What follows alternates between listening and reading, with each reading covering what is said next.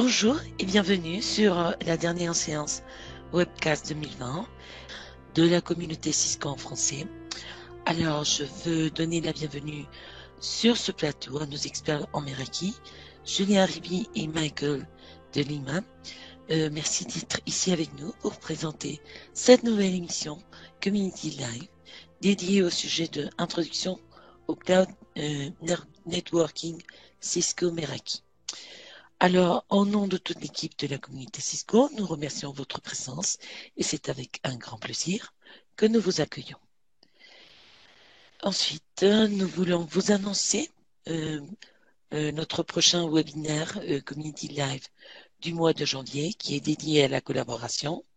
C'est Cisco WebEx et la General Data Protection Regulation avec Thomas Flambeau, un de nos experts WebEx, qui vous expliquera les développements qui ont été mis en place pour respecter la protection de données et privacité. Alors, l'objectif sera de vous familiariser avec les solutions et les obligations que nous devons tous respecter. Alors, si vous voulez suivre le lien pour vous inscrire de maintenant, il est disponible sur le panneau du chat. Nous avons en cours cette semaine une foire aux questions au sujet de Nexus 3000 qui vise à vous orienter sur la boîte d'outils de surveillance de device.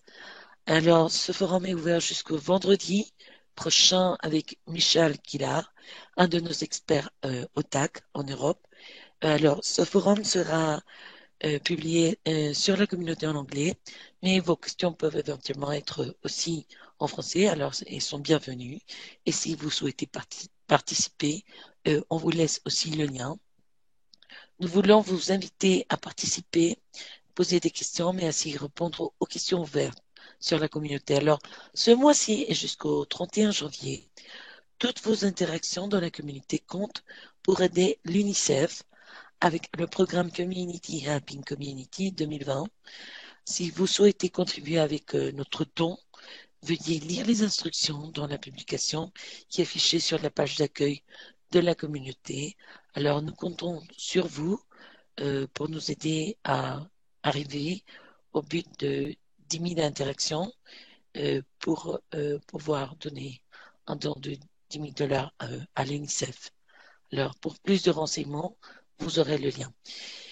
Et aussi pour les Spotlight Awards, nous avons publié les prix Spotlight Awards du mois de novembre et le récipiendaire de la communauté en français désigné a été Oussama Sadi. Alors, merci Oussama pour ta participation.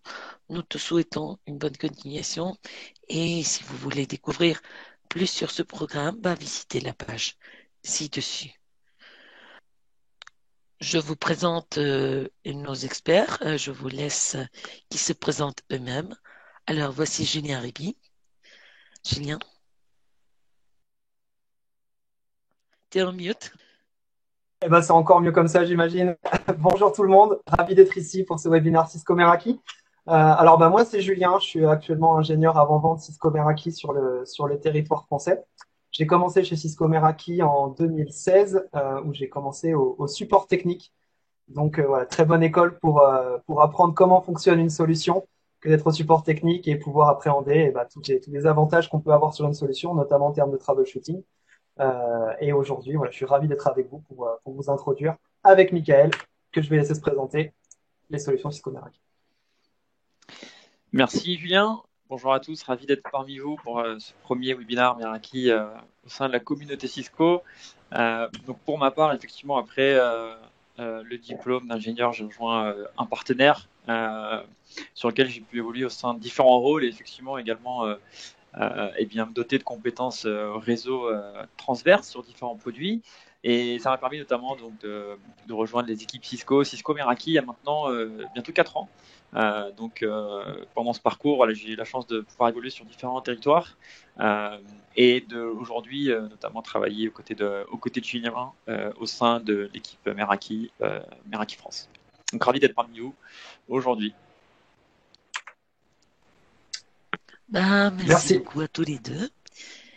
Et bon, finalement, on vous partage le lien pour télécharger la présentation en version PDF Alors, vous pouvez aussi complimenter nos experts en cliquant sur l'étoile sur la page web. Alors, Gabriella vous partagera le lien sur le panneau du chat pour télécharger la présentation. Et finalement, quelques recommandations. Ce webcast aura une durée d'environ 70 minutes. Vous pouvez poser toutes vos questions techniques sur le panneau de Q&A ou Q&A qui est affiché normalement sur votre droite. Alors, nous aurons 4 polling questions. Alors, pour répondre aux polling questions, il y aura un panneau de sondage qui s'affichera sur votre côté droit avec les différents choix de réponse. Et aussi, à la fin de cette séance, nous aurons une enquête qui s'ouvrira sur votre navigateur. Alors, vous pourrez qualifier l'événement, nous partager vos commentaires et appréciations sur nos experts, ainsi que nous proposer des nouveaux sujets pour l'année prochaine. Euh, et puis voilà, je pense que maintenant je cède la parole à Julien et on va commencer juste avec le premier sondage que je vais ouvrir en ce moment. Nous voudrions savoir quelles sont vos connaissances au niveau de technologie Meraki. Alors, vous êtes peut-être débutant, intermédiaire, expert. Le polling question est ouvert. Si vous voulez participer, choisissez votre réponse sur le panneau. Je cède la parole à Julien. Merci.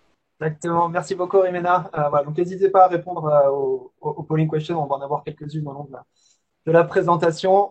Donc là, voilà, répondez débutant, intermédiaire ou expert. Voilà, à la fin de la présentation, d'ici 70 minutes, on sera sur un petit intermédiaire, je dirais, pour ceux qui débutent avec Cisco Meraki. Donc, on va aujourd'hui vous présenter toutes nos solutions. Qu'est-ce qu'on peut faire avec Cisco Meraki? Donc, on commencera par une petite introduction où je vais vous faire voir un petit peu, vous présenter quelle est la philosophie, quel est l'ADN Cisco Meraki. Voilà, comment on se compare un petit peu avec le Cisco traditionnel, qu'est-ce qu'on apporte de plus. Ensuite, vous allez voir tout au long de la présentation, on va faire pas mal de démonstrations pour vous imaginer un petit peu tout ce qu'on dit. Donc, on va aller assez rapidement sur une présentation, un petit aperçu de notre interface d'administration qui s'appelle le dashboard. Ensuite, on reviendra sur la partie présentation où je vais vous présenter 6 façons dont la solution Cisco Meraki peut vous aider à optimiser la gestion de votre informatique. Donc, les choses qui nous viennent le plus souvent de la part de nos clients quand on va commencer un projet, quelles sont les attentes et comment on y répond. Ensuite, le gros morceau de la présentation qui va être réalisé par Mickaël, ça va être la démonstration complète de la solution Cisco Meraki. Donc là, on va parler d'absolument tous les équipements. On va rentrer un petit peu dans les détails sur quels sont les vrais avantages de Cisco Meraki. Donc ça va être le gros morceau. Et ensuite, on ouvrira un petit peu la conversation sur le sujet API qui est très en vogue en ce moment, où voilà, comment Meraki va pouvoir digitaliser un petit peu toutes ces architectures via les API, mais aussi grâce à des analytics qui sont déjà présentes dans le dashboard. Et on finira par la partie voilà, questions-réponses un petit peu ouverte sur la fin. Mais surtout, n'hésitez pas à poser en live vos questions, comme le disait Rimela, sur l'outil de présentation. Et on y répondra en live. Commençons par l'introduction. Donc, Cisco Meraki, vous allez entendre ce mot-là pas mal de fois lors de la présentation. Notre objectif, ça va être de simplifier. Simplifier l'administration des réseaux informatiques. Donc, concrètement, on a juste besoin de se connecter sur un navigateur web qu'on appelle le dashboard. Et à partir de cette dashboard, qui est notre interface d'administration centralisée, on va pouvoir manager toutes les familles d'équipements. Aujourd'hui, on va rentrer assez dans les détails dans la partie équipement, dans la partie configuration par le biais de la démo. Et à aucun moment, vous ne verrez une de commande ou se connecter en SSH sur un équipement pour pouvoir le manager. Non, tout va se faire au travers de l'interface d'administration centralisée, le dashboard, via navigateur web. Qu'est-ce qu'on va pouvoir manager sur le dashboard maintenant? Eh bien, toutes ces familles d'équipements. Donc, nous avons évidemment la partie point d'accès. Cisco Meraki est né en 2006 avec le point d'accès pour commencer. Et après, on a étoffé notre famille de produits pour aller aussi sur la partie commutateur. La partie sécurité. Historiquement, notre MX était un équipement de sécurité. Aujourd'hui, c'est un équipement de sécurité et SD-WAN. Récemment, on a aussi lancé la partie Meraki Gateway, donc MG. Donc, finalement, c'est juste une petite boîte qu'on peut installer à l'intérieur comme à l'extérieur. On va mettre une carte SIM à l'intérieur et ça va nous permettre d'avoir la connexion 4G. Et ensuite, on va pouvoir tirer un câble vers un routeur Meraki ou autre, un commutateur, une borne directement, pour pouvoir avoir accès à une connexion Internet via la 4G. On a aussi la partie Meraki Insight, donc MI, qui se lie parfaitement avec la solution MX, notamment pour le SD-WAN. On va avoir encore plus de visibilité sur les applications. Ça, on y reviendra lors de la démo. De toute façon, on va revenir sur tous les équipements lors de notre démonstration. On a la partie System Manager aussi qui va nous permettre de gérer des flottes de téléphones, des flottes de tablettes, des flottes d'ordinateurs. Concrètement, si on veut pousser des applications en masse sur toutes les tablettes qu'on manage, on va pouvoir utiliser cette solution. La partie MV, donc la partie vidéoprotection Cisco Meraki. On a des caméras intelligentes, donc qui vont nous permettre de faire de la vidéoprotection, mais bien plus aussi. Ça, on le verra par le biais des démonstrations et de la partie API aussi. Et la partie MT, Meraki Things, pour les capteurs. On a aussi des capteurs, donc pour la partie IoT, capteurs d'humidité, capteurs de température et capteurs d'ouverture de porte. Ce sont les trois premiers de cette toute nouvelle famille de produits qui est sortie il y a quelques mois. Petit mot sur la partie API, tout ce dont on va parler aujourd'hui, donc tous les équipements et notamment notre partie dashboard, on va pouvoir récupérer ou pousser de l'information via des API, on y reviendra dans le détail plus tard, où l'objectif, ça va être potentiellement d'automatiser tous les déploiements, d'automatiser le fait de pousser une configuration de façon globale sur tout notre dashboard, et aussi de récupérer de l'information, donc potentiellement des informations pour les équipes marketing, pour les équipes de direction, etc. Donc des informations plus liées au réseau qu'on va pouvoir utiliser d'une façon différente. Et ça, on y reviendra bien plus en profondeur sur la fin de la présentation. Cisco Meraki est né dans le cloud. Cisco Meraki, comme je vous disais tout à l'heure, est un projet à la base étudiant, un projet étudiant en 2006 au MIT, où l'objectif était encore une fois de simplifier et d'avoir tous les équipements gérés dans le cloud. Donc on est né avec ça. Aujourd'hui, ça nous permet d'être leader dans les solutions gérées dans le cloud. On a clairement une longueur d'avance sur ces solutions-là. Et ça nous permet d'avoir tous les petits chiffres que vous pouvez voir en dessous. Donc plus de 500 000 clients dans le monde, des millions de réseaux de clients connectés quotidiennement. Beaucoup de requêtes API, on y reviendra aussi tout à l'heure. Bon, aujourd'hui, l'objectif, ça va être de vous présenter ces solutions-là et de vous faire voir comment on arrive à tous ces jolis chiffres. Comme on le disait tout à l'heure, la solution Meraki, ça va être une solution très très simple à déployer et à manager. Concrètement, vous avez besoin que d'une chose, c'est d'une connexion Internet. Ensuite, vous allez pouvoir connecter votre équipement Cisco Meraki à Internet. Un tunnel sécurisé va se créer automatiquement entre l'équipement Cisco Meraki et notre cloud. Et ensuite, toutes les configurations qu'on a faites sur le dashboard, sur le cloud, vont être poussées de façon automatique sur nos équipements Cisco Meraki. L'effet que ça va introduire, c'est qu'on n'a plus besoin de préconfigurer, de pré-stager les équipements. Donc, on peut clairement envoyer l'équipement sur un site distant. On a juste à brancher sur une connexion Internet et l'équipement, par magie, prend sa configuration sans problème. Donc, le déploiement va être vraiment très rapide. Ensuite, aucun goulot d'étranglement avec ces solutions. Encore une fois, c'est l'effet cloud, où on n'a pas besoin de contrôleur. Donc, c'est totalement encore plus vrai sur la partie Wi-Fi, où généralement on va acheter une grosse boîte qui va permettre de gérer un petit peu tous ces équipements, donc c'est un contrôleur, et on va être limité en taille. Là, avec Cisco Meraki, vous pouvez avoir 1 point d'accès, 15 points d'accès, 10 000 points d'accès, la solution va se mettre à l'échelle toute seule. Ensuite, voilà, donc c'est accessible, tout ça est accessible par un navigateur web, donc on va pouvoir gérer la solution d'absolument n'importe où, à partir de son ordinateur, à la maison, au bureau, à la plage, voilà, absolument tout on veut. À partir du moment où on a une connexion Internet et un navigateur web, on va pouvoir avoir accès à tous nos équipements, superviser tout ça, donc toutes les familles d'équipements qu'on a vues, les clients qui sont connectés, appliquer des règles de sécurité, etc., etc. Cette petite slide pour répondre à 2-3 questions techniques qu'on a assez souvent avec Mickaël. Donc il faut savoir que tout le trafic est hors bande. Ce que ça signifie, c'est qu'aucun trafic utilisateur ne va transiter par notre cloud. Les seules choses qui vont transiter par le cloud Cisco Meraki, ça va être évidemment les modifications de configuration, le fait de pousser une mise à jour firmware, ou si on souhaite et si on l'active, avoir un peu plus de visibilité au niveau des applications qui sont utilisées par certains clients.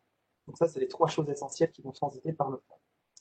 Après, aucun trafic utilisateur ne transite par le cloud. Si on va sur YouTube, on va directement sur YouTube. Si on fait des transactions bancaires, on va directement sur les serveurs de transactions bancaires. On ne transite pas par le cloud. Réseau fiable, très important pour nous. Les équipements continuent à être fonctionnels même si on perd la connexion Internet. Évidemment, on va perdre un petit peu de flexibilité de configuration parce qu'on n'aura plus accès à l'équipement via notre dashboard. Sur tous les équipements Cisco Meraki, on a toujours une petite page de configuration locale qui nous permet de faire un petit peu de configuration si jamais on perd la connexion Internet. Donc voilà, la configuration est stockée sur le cloud, ce qui permet de centraliser et de faire plein de choses, mais la configuration est aussi stockée sur l'équipement. Même si on perd la connexion Internet, la borne Wi-Fi va continuer de diffuser ses réseaux Wi-Fi, le pare-feu va continuer de filtrer, le commutateur va continuer de commuter, etc. Ensuite, extensibilité, on disait tout à l'heure, avec Cisco Meraki, on va le voir par l'arborescence que va présenter Mickaël juste après. Donc la partie organisation, les réseaux. On peut commencer très bien avec juste un seul réseau, un seul site géographique avec Cisco Meraki pour aller jusqu'à des milliers de sites géographiques. La solution se met à l'échelle toute seule. Et enfin, Cisco Meraki, je dis souvent, c'est comme du bon vin. Ça va prendre de la valeur avec le temps. Ici, on est paré pour le futur. Avec la partie licence Cisco Meraki, vous allez profiter de plein de choses et notamment des mises à jour de fonctionnalités. Donc, à chaque fois qu'on va pousser une nouvelle fonctionnalité, vous allez pouvoir en profiter. L'un des meilleurs exemples, c'est avec la partie SD-WAN, encore très en vogue aussi en ce moment, où avant, le MX était juste un équipement de sécurité. Et un bon matin, tout le monde s'est réveillé, toute la communauté Meraki s'est réveillée, c'était un équipement de sécurité, mais qui faisait aussi du SD-WAN. Donc, Cisco Meraki prend de la valeur avec le temps.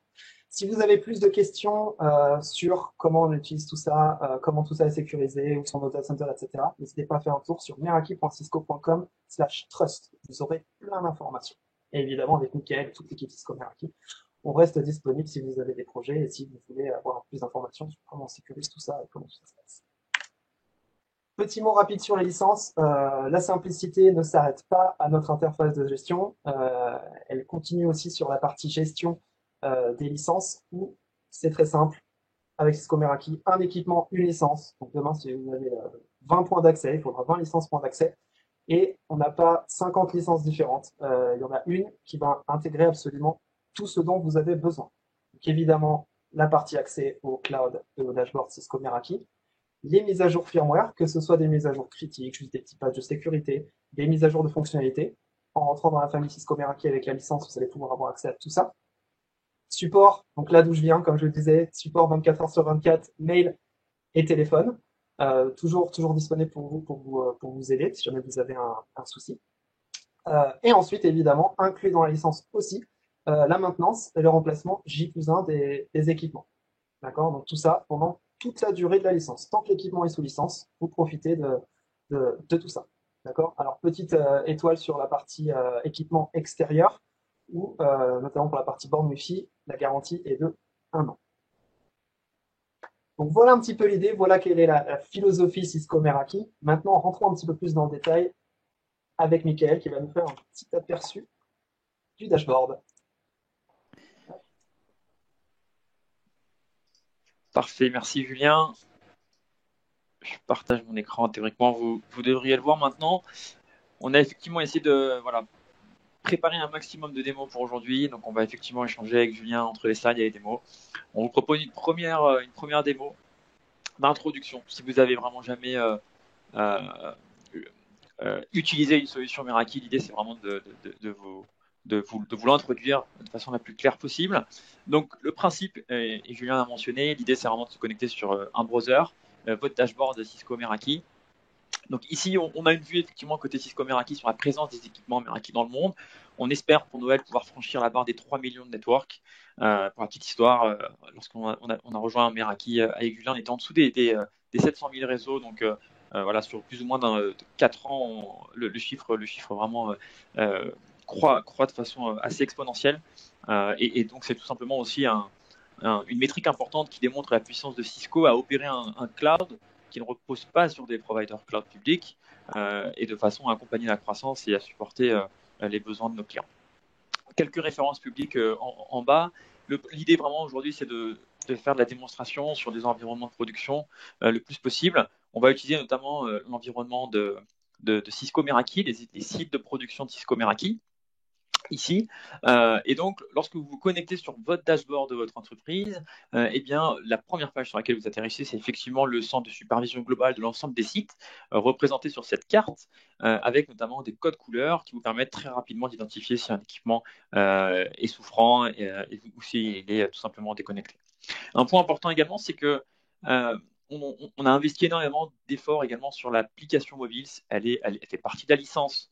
Donc, n'hésitez pas à l'utiliser sur Android sur Apple, sur l'App Store. Elles sont disponibles. Elle a été complètement refaite. Elle va faire de plus en plus partie de votre expérience de la gestion de l'IT au quotidien. Elle permet maintenant de updater des configurations et pas uniquement de regarder. Et elle permet également de suivre des cases, elle permet de faire des photos des équipements et remonter les photos dans le dashboard directement. Et notamment, typiquement, de claim un device sur un site avec son appareil photo en scannant le code barre du carton. Voilà, donc on a plein d'idées derrière cette application, donc on vous encourage à l'utiliser si vous ne l'avez pas encore fait. Mais on va aujourd'hui vraiment faire le focus sur le format browser du dashboard.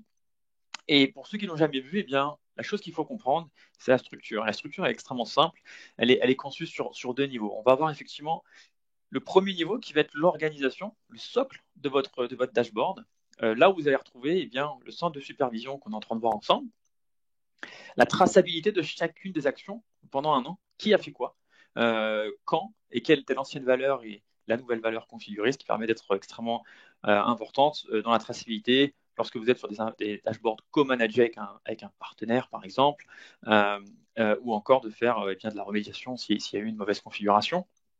On va également retrouver la gestion simplifiée, on ne peut plus simplifier des firmware upgrades. Ça, c'est vraiment un point clé qui est extrêmement simple pour nos clients. De façon unique et unifiée, vous allez pouvoir upgrader un firewall, une caméra, une borne. C'est exactement la même expérience. Ça tient en 2 clics. Que vous ayez 10 devices ou 100 devices, c'est exactement la même expérience. Donc là, vous pouvez choisir plusieurs sites, par exemple, et venir définir une version d'upgrade et ensuite venir planifier cette upgrade lorsque vous le souhaitez, et c'est terminé. Voilà, donc c'est extrêmement simple. Il y a des économies extrêmement importantes et du temps gagné sur cet aspect-là qui permettent de garantir, notamment, eh bien, d'être certain que vous êtes patché contre les dernières vulnérabilités, vous accédez aux dernières fonctionnalités notamment. Également, un niveau de reporting avancé, natif dans la console, qui va permettre de faire du reporting à l'échelle d'un site, à l'échelle d'une organisation, sur 30 jours. Et là, on est en train de faire un petit peu transpirer nos data centers, puisqu'on voit que sur cette organisation, sur un mois, tous sites confondus, on est sur 1500 terabits de données, 6000 clients. On va pouvoir effectivement comprendre quel est l'usage du Wi-Fi, quel est l'usage des équipements réseau, quels sont les clients les plus consommateurs, et également notamment venir visualiser la consommation POE, si on a une politique Green IT, tout site confondu ou par site, et est-ce que notre politique d'économie d'énergie en place résulte en certaines économies. C'est tout autant d'éléments qu'on peut voir ici, qu'on peut personnaliser, qu'on peut recevoir par mail à la fréquence de notre choix, voilà, de façon hebdomadaire, de façon mensuelle par exemple. Mais on va également retrouver au niveau de l'organisation d'autres éléments, sur notamment l'enforcement, l'accès au dashboard, rendre obligatoire du MFA, mettre des whitelists d'IP publics qui peuvent se connecter à votre instance, votre état de licence, vos administrateurs, les droits par site au global, mais encore l'inventaire. Et c'est vraiment là que commence l'aventure Meraki, puisqu'effectivement, lorsque vous passez une commande, eh bien, vous mettez le numéro de commande que vous recevez par mail. Les équipements sont encore en train d'être shippés de nos entrepôts, que tout va être populé. Qu'il y ait 10 ou 1000 équipements va être populé dans l'inventaire et vous pourrez ensuite les dispatcher tout simplement dans le deuxième niveau de ce dashboard qui va être le network. Le network va être un site. Vous pouvez ajouter des équipements à un network existant, créer un nouveau network, cloner les configurations à partir d'un autre, rattacher un template. C'est tout autant de possibilités qui sont disponibles. Et effectivement, lorsqu'on a créé un network et qu'on a ajouté nos équipements, eh bien, on va retrouver les networks qui vont être présents sur la carte ici. On a 59 sites dans ce dashboard. On peut également naviguer via ce menu déroulant sur l'ensemble des sites. Et on peut étendre cette vue-là, comprendre quels sont les networks qui consomment le plus de bande passante, ceux qui ont eu potentiellement des problèmes de connectivité, ceux qui ont le plus d'équipements en Meraki, et tout simplement eh bien, cliquer sur un site et se rendre sur un site aussi simplement que ça. Et une fois qu'on est sur un network, eh bien, on va avoir autant de familles de produits qu'on a ajoutés dans le network. Ce n'est pas obligatoire, on peut commencer qu'avec une borne Wi-Fi et demain de l'inventaire ajouter un switch dans un network existant. Et la ligne switch va venir s'ajouter. Et une fois qu'on est sur un network, eh bien, on va avoir effectivement des menus, encore une fois, centralisés à l'échelle du site. Tout à l'heure, on a vu tout ce qu'on pouvait consolider à l'échelle de l'organisation. Ici, on va consolider un maximum d'actions à l'échelle d'un site, à savoir la visibilité client, la vue de la topologie, on va y revenir, des outils de paquet de capture sur une borne, un switch, un firewall extrêmement rapidement, l'alerte, des politiques d'alerte, qui vais-je alerter par mail, via API, via les webhooks, les droits qu'on peut également affiner au niveau d'un site. Donc ça, c'est des éléments qu'on va parcourir ensemble pendant la démonstration. Voilà un petit peu l'aspect global. Un point clé également que je voudrais mentionner pour finaliser cette introduction sur la structure du dashboard, c'est vraiment l'aspect connecté de la plateforme. Le support Meraki, et Julien en parlait, est connecté à votre dashboard. Alors, vous pouvez interdire l'accès. Donc, vous pouvez effectivement interdire l'accès à Meraki. Mais lorsque vous appelez le support ou lorsque vous ouvrez un ticket via le dashboard directement par téléphone, 24/7, ça fait partie de la licence, eh bien, le support sera connecté avec vous sur les équipements, peut opérer des traces si vous le souhaitez pour troubleshooter de façon avancée. On a une visibilité extrêmement poussée, et ce qui réduit de façon très importante le temps de résolution d'un incident. Et ce qui nous permet notamment proactivement de mener des alertes auprès de nos clients lorsqu'on voit des anomalies sur les infrastructures tant que les clients nous l'autorisent. Donc voilà un petit peu la philosophie globale de la plateforme, cette notion d'organisation, cette notion de network, l'aspect connecté, comment j'onboard et comment j'amène mes équipements sur cette infrastructure. Et ensuite, on va voir tout à l'heure famille de produits, par famille de produits, un petit peu ce qu'on peut en tirer. Je te redonne la main, Julien. Super, merci Mika. Hop. Alors, tu dois juste me faire un petit clic droit sur mon nom et me mettre présentateur. Ah, parfait. C'est good. C'est parfait, merci beaucoup. Alors, je me permets, on a deux petites questions vraiment très sympas sur la partie Q&A. Alors, le dashboard est accessible d'absolument partout, oui. À noter que vous pouvez bloquer des accès en fonction des adresses IP publiques qui vont se connecter au dashboard. On va pouvoir sécuriser comme ça. C'est une question très intéressante. Par défaut, on va pouvoir créer nos administrateurs pour savoir qui va se connecter au dashboard. Donc, on va encore ajouter une couche de sécurité pour dire je n'autorise que cette liste d'adresses IP publiques à se connecter sur mon architecture. Donc, ça ajoute encore plus de sécurité. Autre question très intéressante et très importante aussi. Quid de la solution Cisco versus Cisco Meraki? Ici, on a vraiment deux solutions assez distinctes et c'est ce qu'on va vous présenter tout au long de ce webinaire. Concrètement, la solution Cisco, je vais faire une petite métaphore que je fais assez souvent. Les solutions Cisco, je vais voir ça un petit peu comme une Formule 1. Donc, les équipements Cisco, ça va vraiment être une grosse bête de course qu'on va pouvoir manager et configurer vraiment en millimètres près, donc comme une Formule 1, inclinaison à droite avant, inclinaison à puissance moteur, etc. La chose que ça va engager derrière, ça va être beaucoup d'équipes techniques pour pouvoir manager ces solutions-là. Et quand on parle de multitude de sites distants, on n'a pas nécessairement toutes ces équipes techniques sur les sites distants pour pouvoir en tirer le meilleur parti.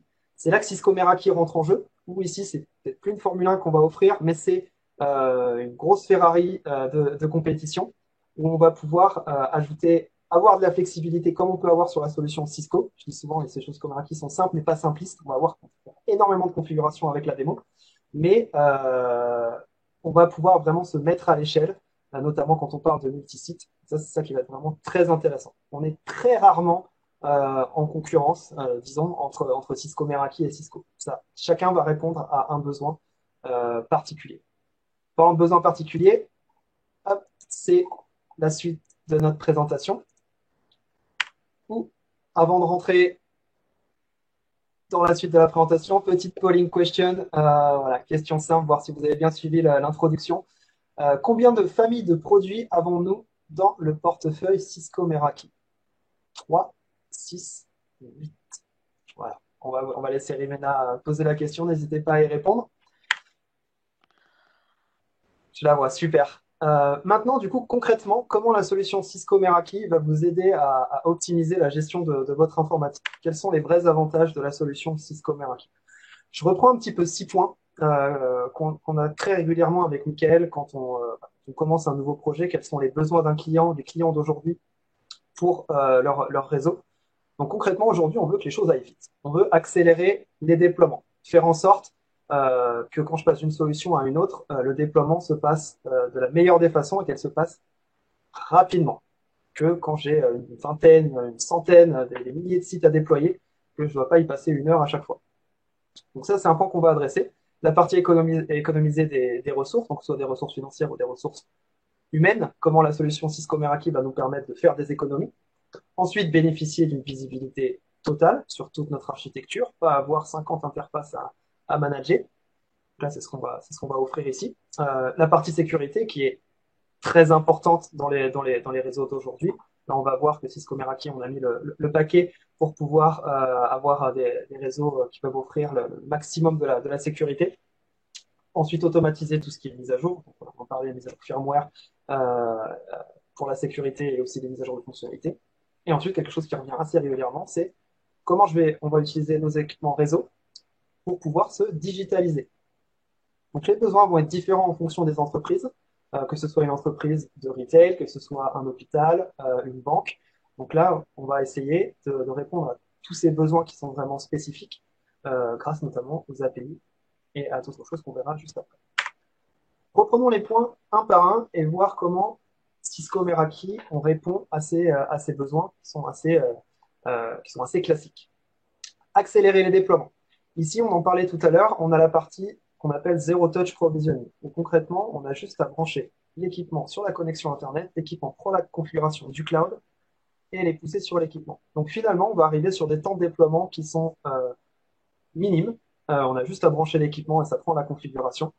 C'est la partie Zero Touch Provisioning, où ici, voilà, au lieu de passer beaucoup de temps à déployer un site, finalement, on va pouvoir les déployer très très rapidement. Donc ça, ce que ça va inclure déjà, c'est qu'on va pouvoir déjà respecter les calendriers qu'on a mis en place, même être en avance dessus, c'est vraiment très rapide.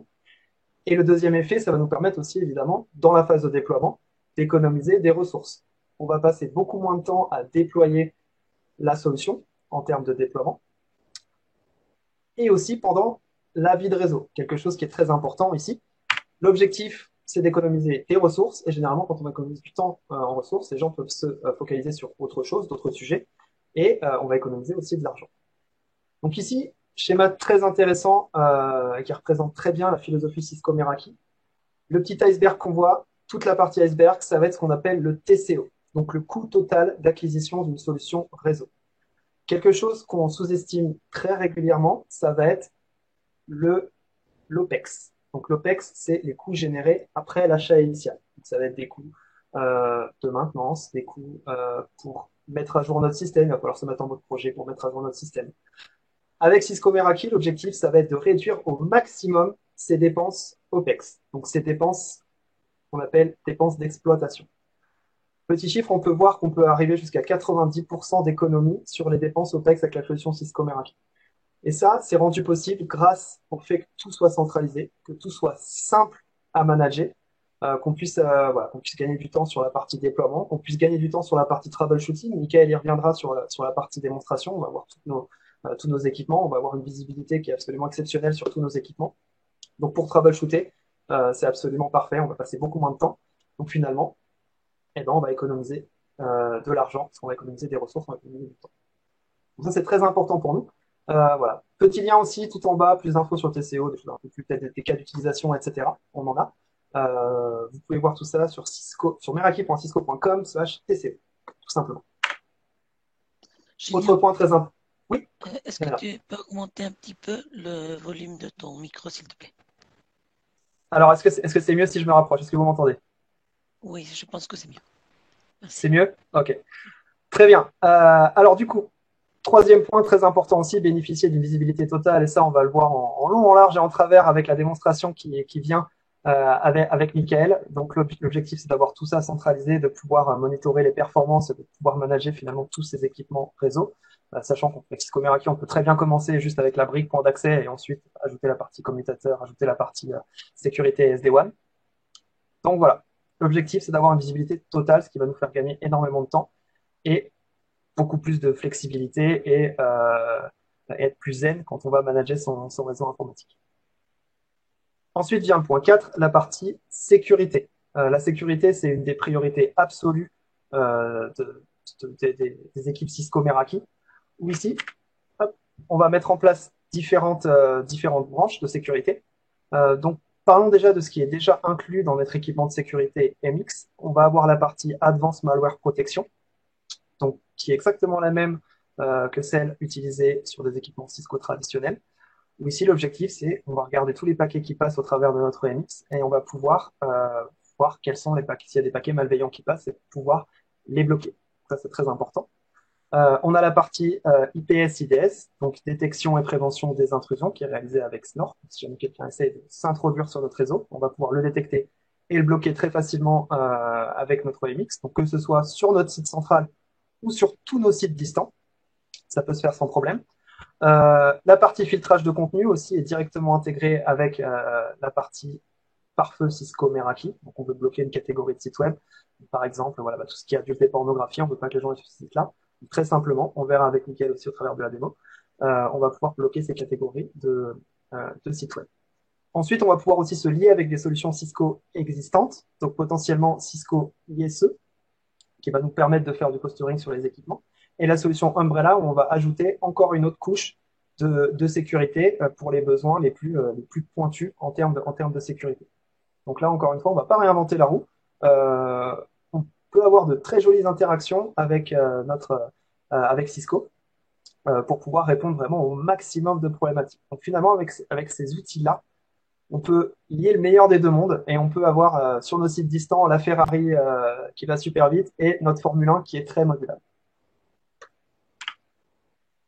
Les deux derniers points, la partie mise à jour qui est aussi pour moi très importante. On parle souvent de sécurité, on achète souvent des équipements qui ont un certain prix avec énormément de fonctionnalités. Le problème, c'est que si l'équipement n'est pas à jour, eh ben finalement, on ne va pas profiter des derniers patchs potentiels de sécurité. Ici, l'objectif avec Meraki, c'est qu'on va pouvoir mettre à jour les équipements de façon très simple. Encore une fois, tout est centralisé. Donc, qu'on ait un site ou qu'on ait 10 000 sites, tout va se passer sur une seule et même console. Et en quelques clics, on va pouvoir mettre à jour notre architecture. Pour la partie process de mise à jour, c'est très simple. Les mises à jour sont mises à disposition par Cisco Meraki. Ensuite, à un moment où vous allez mettre à jour, vous pouvez évidemment la planifier pour un autre moment, pour un moment où les gens ne travaillent pas, donc peut-être dans la nuit, par exemple. Et après, le temps de coupure, ça va juste être le temps de redémarrage de l'équipement. Quand on va arriver au temps où il faut mettre à jour, on va commencer à télécharger la mise à jour. L'équipement va continuer de fonctionner. Et ensuite, on va redémarrer l'équipement et la mise à jour va être appliquée. Donc finalement, sur les points d'accès, on va avoir un downtime d'environ 1 minute. Et pour les plus gros commutateurs, des belles bêtes de course, on va avoir un temps de reboot d'environ 5-7 minutes. D'accord? Donc voilà le temps de coupure qu'on va avoir sur une mise à jour avec les équipements Cisco Meraki. Et je garde le point 6 aussi sous le coude, on va évidemment en parler à la fin de la présentation.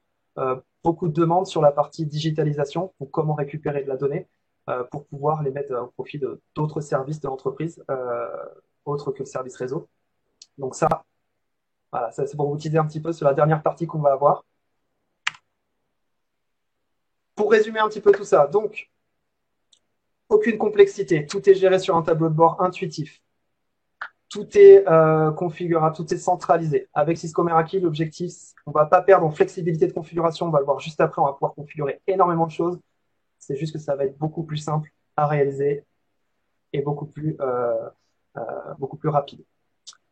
On va pouvoir avoir évidemment une très belle visibilité applicative, ça Mickaël va nous le faire voir aussi, ça va être très important quand on va mettre en place des règles de sécurité pour savoir qui fait quoi à un moment donné, pour savoir quelles sont les applications les plus utilisées sur notre réseau, ça va nous permettre de prendre des actions sur la partie SD-WAN par exemple, comme sur la partie sécurité, c'est très important, et évidemment tous les outils de troubleshooting à distance qu'on va avoir, sans oublier encore une fois la partie Zero Touch Provisioning où on va accélérer les déploiements, c'est très important. Vous avez juste à faire la configuration sur le dashboard.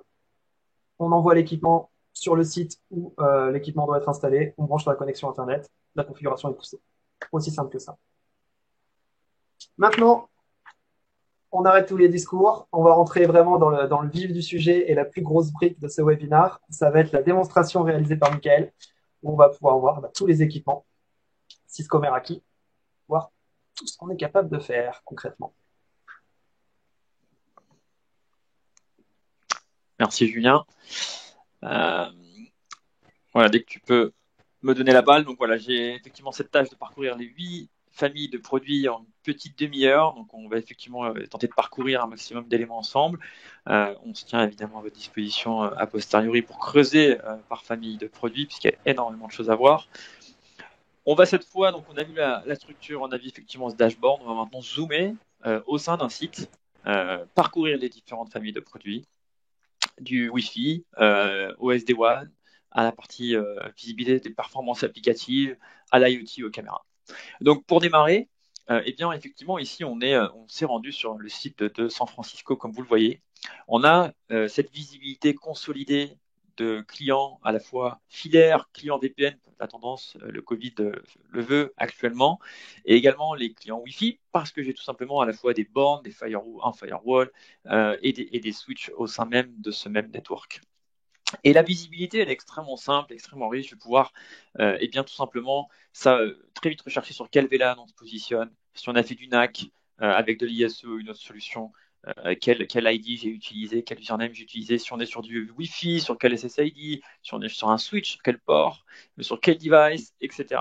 Et donc, tout ça, eh bien, est porté effectivement en termes de visibilité à ce niveau-là. On peut filtrer par VLAN, par type de client. Je veux voir les clients qui sont connectés, puis j'ai envie de voir uniquement les clients Wi-Fi. Alors effectivement, c'est assez atypique. On n'aurait jamais pensé début 2020 avoir cette copie-là. On fait assez souvent des démos et là, on n'a que 13 clients sur un campus énorme comme celui de San Francisco. On va voir la topologie. Effectivement, on est tous en remote worker actuellement. Et donc, on a quelques clients qui sont tout de même présents sur notre infrastructure.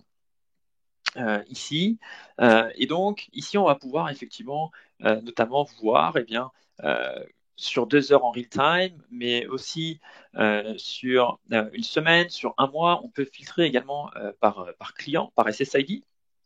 On voit effectivement la part du trafic qui est ici, et bien tout simplement matché par rapport au filtre qu'on a positionné et la visibilité applicative qu'on peut voir ici. Donc la visibilité applicative sur l'ensemble des équipements Meraki est de l'ordre de 300 applications qu'on propose et vous pouvez également renseigner vos propres applications, vos propres intranets par exemple. Et donc, on va pouvoir effectivement le voir sur une catégorie additionnelle qui va être custom, qui va venir apparaître effectivement dans les menus de roulant ici. Une fois qu'on a effectivement choisi, on a trouvé un client, eh bien, on va pouvoir choisir un client. Par exemple, j'ai envie de prendre ce client ici. Du coup, j'ai d'autres clients qui apparaissent, qui se sont connectés ici. Donc, la liste a un petit peu bougé. J'ai envie de prendre celui-là, par exemple. Je vais prendre ce client. Et donc, je vais aller sur la fiche client, sur la vue 360 du client. Et donc, sur la vue 360 du client, on va retrouver énormément de choses. On va retrouver, eh bien, à la fois la géolocalisation. Donc, dès lors qu'on met la map, et la map, elle est intéressante parce qu'elle est au niveau du site, donc on peut mettre à la fois les switches, le firewall, on peut mettre les bornes, et une fois qu'on a mis la map à l'échelle, eh bien, il y a la géolocalisation qui va opérer de façon native. Donc, on a une visibilité à la fois physique d'où se trouve le client dans le building, dans le site, mais également quel est le champ critique du client pour accéder au WAN. Et donc là, on fait également des tests, et c'est là où on va merger, on va consolider la valeur du dashboard et les différentes briques de produits, puisqu'on a effectivement cette ambition de pouvoir proposer la meilleure expérience si on vient utiliser plusieurs familles de produits Meraki. Et donc là, effectivement, j'ai des switches et des bornes. Je vais faire des tests sur la radio en 5 GHz. Il y a des CRC errors, des problèmes sur le câblage. Il y a des trunk VLAN mismatch, des erreurs de configuration sur les trunks. S'il y a eu des requêtes DNS, des requêtes Radius qui sont sans réponse jusqu'en cœur de réseau. Si on avait un firewall ici, si le chemin de gateway du VLAN sur lequel le client se trouve était un firewall, on aura même la suite. Et c'est d'ailleurs ce que j'ai tout simplement à la maison avec mon laptop avec lequel je fais la démo actuellement, puisqu'on va voir effectivement en bout de chaîne le firewall et on peut également avoir la visibilité sur le WAN, la latence du lien WAN. Et s'il y a une plainte au niveau du Wi-Fi, le Wi-Fi est lent, et bien très rapidement, peut-être que c'est côté WAN qu'il y a un problème. Et donc, une fois qu'on a vu effectivement où est le client, quel est le chemin critique pour accéder au WAN, on peut être un petit peu plus ambitieux et voir globalement dans l'infrastructure où se trouve le client. On peut également s'assurer que le client est connecté sur les SSID de notre choix, en 5 GHz, avec une super couverture, il a fait du 800x, on fait du profiling. Et donc, dans la topologie, eh bien, on peut cliquer sur topologie et le dashboard intelligemment va renseigner la MAC adresse pour mettre en surbrillance le chemin critique qui mène au client. Et vous voyez l'ampleur du campus ici de San Francisco. Et on travaille bien sur cette borne ici qui remonte via ce stack de switch Meraki jusqu'à Score Switch. Et Julien, et j'aime bien l'expression c'est un petit peu comme le bon vin. Effectivement, on a ajouté une nouvelle fonctionnalité à l'ensemble de nos clients dans le monde, qui est non seulement la vue du schéma physique, hein, qu'on peut exporter, qu'on peut uniquement restreindre au switch, mais également la vue logique ici. Et donc là, sur ce réseau-là, on a des VLAN qui sont routés par la couche de distribution du réseau.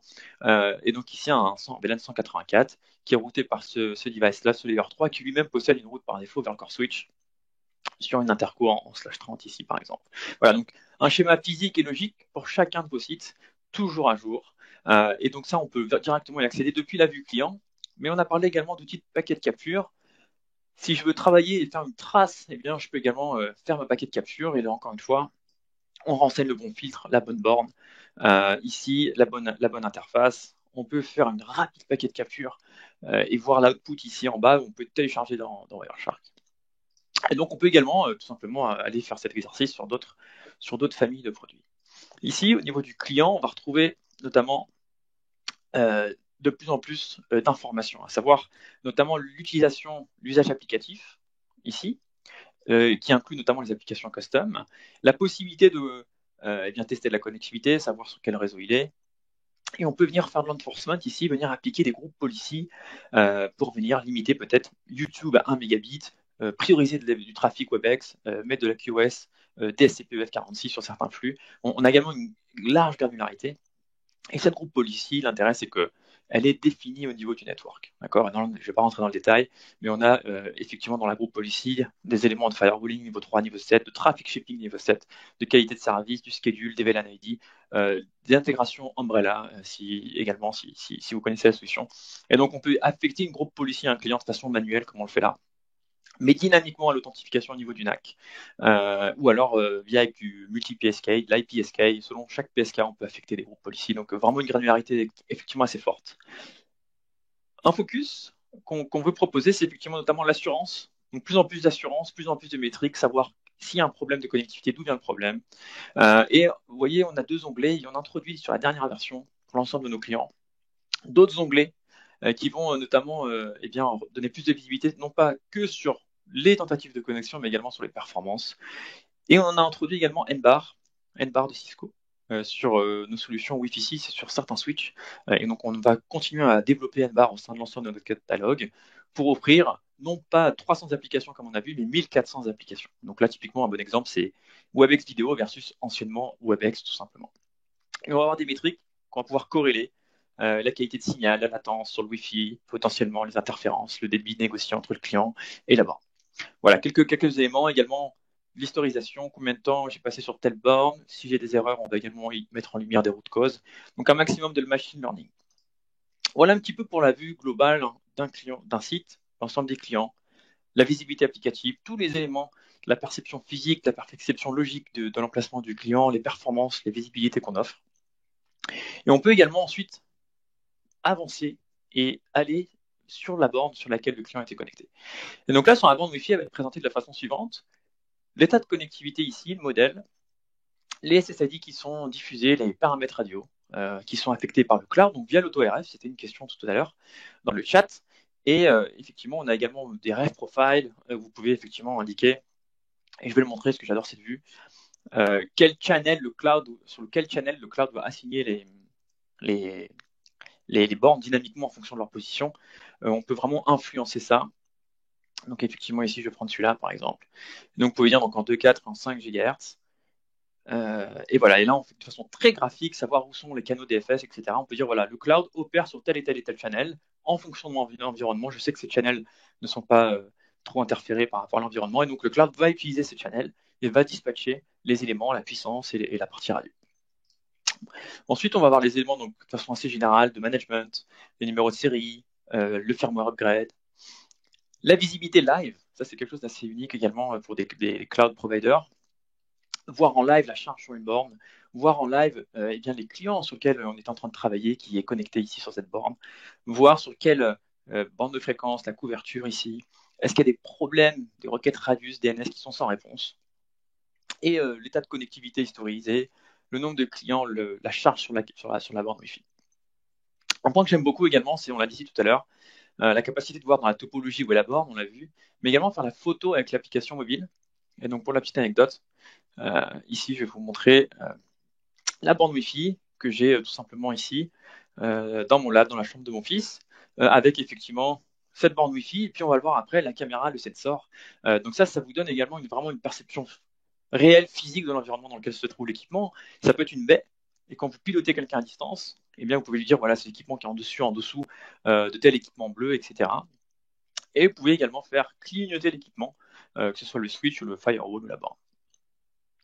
Donc on va monitorer beaucoup d'éléments, les requêtes Radius par VLAN ici. On est capable de donner du détail effectivement s'il y a eu des échecs. Voilà, on va voir toutes les requêtes Radius, le temps de réponse, le serveur qui a répondu.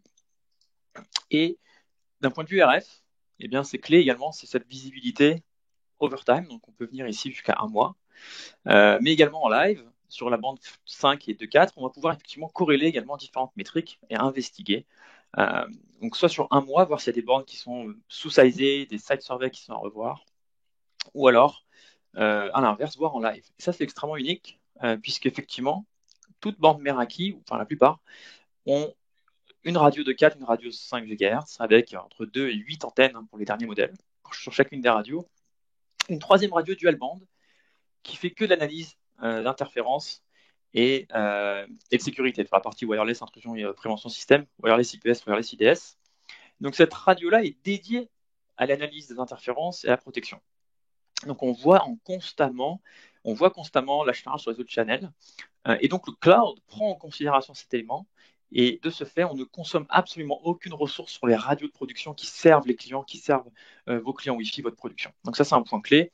Et cette troisième radio, elle permet notamment d'aller voir à l'autre bout du monde, à San Francisco, que se passe sur la bande de fréquence en 2.4 ou en 5 GHz. Est-ce qu'il y a des micro-ondes ou du Bluetooth qui sont en train de polluer cette bande de fréquence et qui va être aussi pris en considération par le cloud dans l'attribution du channel.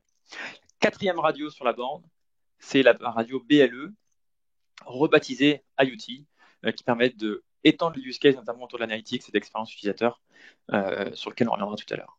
Voilà, donc c'est juste un aperçu ici au niveau du RF Spectrum, c'est cette troisième radio, et donc on va avoir une vue assez intéressante, voilà, en real time de ce qui se passe en 2.4 et en 5 à l'autre bout du monde. Une fois qu'on a obtenu les éléments qu'on recherchait sur la borne, on peut effectivement aller directement sur le switch, sur la borne sur laquelle la borne est connectée. Et donc on va retrouver effectivement la même expérience d'un point de vue présentation du produit. On va retrouver le switch ici, avec les paramètres sur la gauche de management, des éléments propres au spanning tree, la partie topologie, stack, on va y revenir. On va voir effectivement donc, la vue graphique de l'équipement, ce les stack port ici, et la borne sur laquelle on travaillait est connectée sur port 4. Il y a un petit éclair qui nous dit qu'il y a du PoE.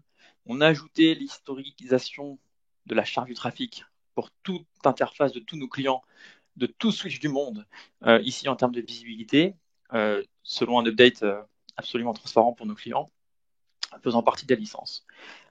Un point qu'on aime aussi également souligner, c'est la capacité de simplement de changer des configurations. Alors on a ici, de façon assez classique, la configuration d'une interface.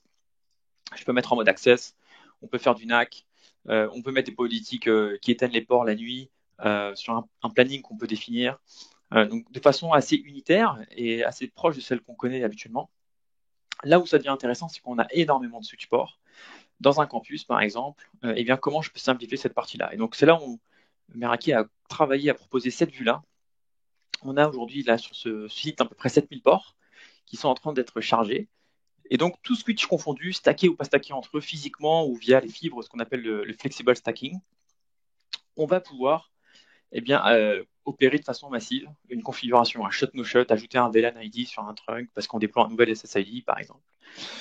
Et donc, on a différentes façons de filtrer, par description, par port, par switch, mais par tag également. Et ça, c'est super intéressant. Si on met des bonnes étiquettes sur les bons ports, les printers, les téléphones ou pourquoi pas les AP, eh bien, on va pouvoir filtrer un maximum de ports. Là, j'ai 199 ports, tous switch confondus dans mon campus.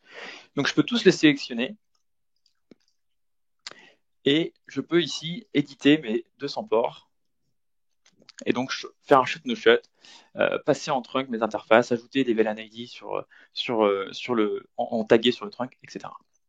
Donc ça fait gagner un temps considérable, et surtout, ça évite les erreurs. Voilà, si on a déjà été confronté à ce genre de situation, là, les switch par switch, C'est généralement une opération qui n'est pas simple. Donc là, c'est effectivement extrêmement simple ici de le faire. Voilà. Également des petits boutons en voie de faire des LACP. Le bouton ne se dégrise que quand c'est vraiment possible. C'est-à-dire que ces deux ports d'un même stack, ces deux ports qui ont la même config, hein. S'il y a des configs hétérogènes, on ne pourra pas dégriser ce bouton. Port mirroring, etc. Voilà, quelques éléments sur le switch. Un point clé également, c'est le stack. Extrêmement simple à mettre en œuvre, extrêmement simple à visualiser.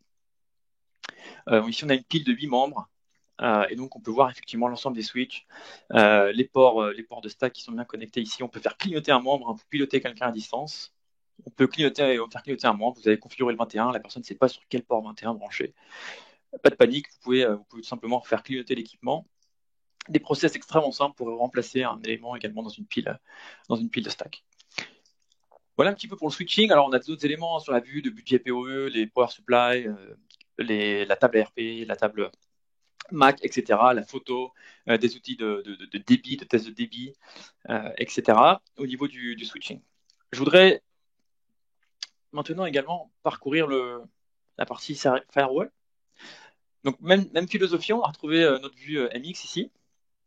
Donc, c'est le plus gros MX ici qu'on est, c'est le MX 450, qui est en cluster, ici, actif-passif. On va retrouver les IP publics vus du cloud. Ici, on va retrouver la vue de l'équipement. On va retrouver la charge par lien WAN.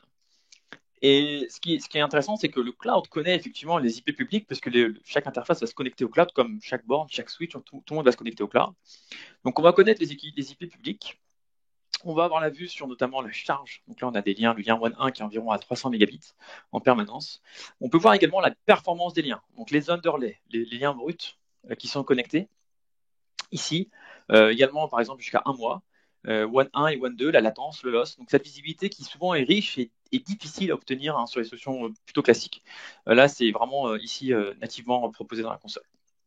Et donc, les informations ici sont précieuses dans une logique d'SD-WAN, dans une logique de connectivité de sites distants. Puisqu'effectivement, on va juste avoir à dire le rôle d'un site, le rôle d'un MX. Est-ce qu'il est site central? Est-ce qu'il est site distant? Et donc, lorsqu'on aura sauvegardé ces éléments, donc là, typiquement, admettons qu'on ait des sites centraux, des data centers, on va donner le rôle de hub, on va indiquer les ressources qui sont disponibles, on peut pirer en routage dynamique BGP ou SPF de ce côté-là. Admettons qu'on a prédéfini notre ressource centrale, et bien le site distant, lui, on lui donnera le rôle de spoke. Et donc, cette fois, on va devoir dire à quel hub va se rattacher ce site-là. Et donc, on aura dans la liste déroulante l'ensemble des sites qui sont préalablement configurés, l'ensemble des networks qui ont été préalablement configurés en tant que hub dans l'architecture. Ça peut être des hubs comme un MX450 dans un data center. Ça peut être également les VMX sur AWS, sur Azure, sur GCP, sur Alibaba Cloud. Et donc, le site distant, on peut choisir tous nos hubs qui ont été définis. Je vais prendre, par exemple, les 5 ici. Et le spoke va automatiquement établir le VPN vers l'ensemble de ces hubs de façon totalement automatique via l'auto-VPN. C'est une énorme force de produit en termes d'orchestration, en termes de simplicité de connectivité. Je pense que c'est sans égal sur le marché. Et donc, chaque hub va annoncer ses ressources locales. Et donc, dans ce cas-là, on envoie uniquement les flux pour les ressources apprises. Autrement, on peut mettre une route par défaut vers chacun des hubs et du coup, on enverra en priorité selon la priorité définie. Et donc, on peut effectivement modifier ces priorités pour influencer le routage d'un point de vue site distant. Une fois qu'on a fait ça, on clique Save et c'est terminé. C'est le cloud qui va opérer, c'est le cloud qui va mettre en place les VPN de façon automatique. Et la visibilité, on va pouvoir la voir ici. Donc, San Francisco établit du VPN vers 20 sites distants ici. On voit la charge ici et la représentation de la charge de San Francisco vers l'ensemble des sites. On peut filtrer également ici et on peut mettre la souris. Vous allez voir que en live, le graphe va se mettre à jour pour avoir cette représentation visuelle. Et on peut aller zoomer sur une connectivité vers un site. Donc, on peut aller voir typiquement vers le site, le site qu'on connaît le plus avec Julien, c'est le site de Londres, c'est Meraki Londres, c'est le hub européen de Meraki. Et donc, on va pouvoir cette fois zoomer entre San Francisco et Londres. Et ce qui est intéressant ici, c'est qu'on avait 2 liens WAN, on l'a vu sur San Francisco. On a 2 liens WAN à Londres. Et donc, automatiquement, le cloud va établir des VPN sur l'ensemble des chemins possibles entre ces 2 sites. Et donc, comme on a 2 liens de chaque côté, ça fait 4 tunnels. 1 vers 1, 1 vers 2, 2 vers 1 et 2 vers 2. Donc, peut-être 4 providers Internet ou 4G ou peu importe, différents. Et les VPN vont être établis. Cette fois, on va monitorer la latence, le loss, le jitter pour chacun des tunnels. Encore une fois, jusqu'à 1 mois. Et donc, on peut ensuite utiliser des classes de performance. Ici, on a défini une classe de performance Citrix, par exemple, pour appliquer une SD-WAN policy. C'est-à-dire que je veux dire, Citrix, je vais envoyer uniquement les flux Citrix sur le meilleur tunnel. Ou uniquement Citrix sur uniquement WAN 1 et je bascule lorsqu'il descend en dessous d'un seuil de performance que j'ai défini. Ou alors, on peut dire, je load balance sur tous mes tunnels tant qu'ils respectent ma classe de service. Voilà quelques exemples qu'on peut proposer sur la partie SD-WAN en termes de connectivité et qualité de service par-dessus tout. Mais également pour la qualité de service, souvent, on parlait de 4G, c'est vraiment une demande qui est de plus en plus forte aujourd'hui. Et donc Meraki, l'année dernière, a lancé les MG, la gamme MG, MG21, qui permet notamment d'être une gateway LTE IP67, c'est-à-dire qu'elle peut être positionnée à l'extérieur d'un site. Elle est alimentée en PoE, donc on peut la mettre à l'extérieur d'un site à 100 mètres de déport via le RJ45, et donc avoir le meilleur de la 4G en termes de signal, positionné à l'extérieur, et on log maintenant des statistiques propres à la 4G. Donc c'est-à-dire que ce MG21 peut vous apporter un moyen de connectivité extrêmement fiable pour le meilleur de la 4G. Il est doté d'un catégorie 6 LTE, c'est-à-dire jusqu'à 300 mégabits en LTE, qui va être connecté sur le port WAN 2, potentiellement d'un MX ou d'un autre équipement, puisque c'est une connexion IP, donc c'est tout simplement du routage qui va s'opérer ici. Donc la gateway LTE, elle est managée dans le cloud, les upgrades vont se faire comme les autres produits, le monitoring va se faire comme les autres produits, l'accès au support va se faire comme les autres produits, toute l'expérience est unifiée, les paquets de capture, les logs, etc. Donc même philosophie ici, avec cette possibilité d'avoir cette antenne 4G déportée. Une fois qu'on a dit ça, on a envie également de savoir quelles sont les performances des applications. Et donc c'est là où Insight, c'est une solution purement logicielle, ce n'est pas un produit hardware, c'est une licence en plus, une licence optionnelle pour le MX, pour le SD-WAN. Et donc cette licence, elle va vous permettre de définir des applications que vous voulez monitorer de façon centralisée ici. Donc là, j'ai une liste d'applications que j'ai définie. Et une fois que vous avez choisi vos applications, eh bien, autant de MX qui ont Insight activé, donc l'application de licence, elle se fait très simplement là, eh bien, on va observer le trafic que vous voulez monitorer. Alors, quand je dis observer, c'est de regarder le temps de réponse entre le client et le MX, entre le MX et Office 365 par exemple, et comparer le temps de réponse d'Office 365 versus le temps de réponse du lien WAN, et d'être capable de dire si vous avez un problème sur un site, est-ce qu'il est LAN, est-ce qu'il est WAN, ou est-ce qu'il est côté Office 365 et du coup le problème n'est absolument pas chez vous sur votre infrastructure. Et donc très vite vous êtes capable d'expliquer pourquoi un utilisateur a une mauvaise expérience potentiellement, de façon assez unique.